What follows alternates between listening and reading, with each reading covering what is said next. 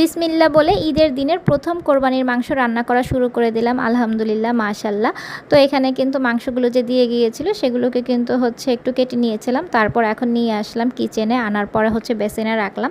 তো এখানে কলটা ছেড়ে ভালোভাবে ধুয়ে নিচ্ছিলাম। আর এই মুহূর্তে কে কোথায় বসে ঈদ করছেন এবং কে কোথায় থেকে আমার ভিডিওটি দেখছেন অবশ্যই কিন্তু কমেন্ট করে জানাবেন। আমি ঢাকা থেকে ঈদ করছি, তো আপনাদের সাথে কিন্তু ঢাকা থেকে ভিডিওটা শেয়ার করছি।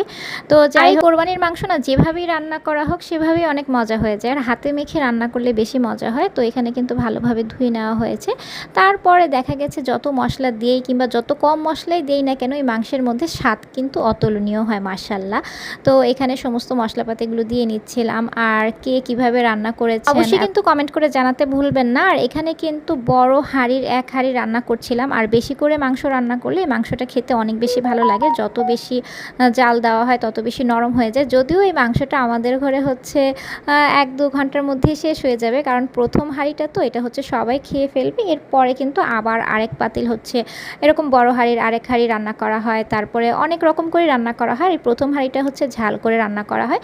তারপর আদা রসুন দিয়ে জাল করে রান্না করা হয়। ওইটা কে কে খেতে পছন্দ করেন অবশ্যই কিন্তু জানাতে পারেন। আমাদের বাসায় ওইটা খুব পছন্দ করে সবে। তারপরে কিন্তু বিসমিল্লাহ বলে চুলাটা অন করে দিলাম, ঢেকে দিলাম। আর এটা খুব তাড়াতাড়ি সেদ্ধ হয়ে যায়, একদমই নরম হয়ে যায়।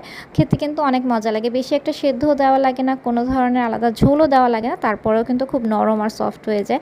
তো মাশাল্লাহ, আলহামদুলিল্লাহ। যে যেখানে বসে ঈদ করছেন সবার ঈদ ভালো কাটুক, সুস্থ কাটুক, সবার জন্য দোয়া রইল। আপনারা সবাই আমাদের জন্য দোয়া করবেন। আর এবছর আমি আমার 2 কন্যাকে নিয়ে প্রথম কোরবানির ঈদ করলাম। আমার ছোট কন্যার প্রথম কোরবানির ঈদ। মাশাল্লাহ, এই যে আমার রান্না ফাইনালি কমপ্লিট।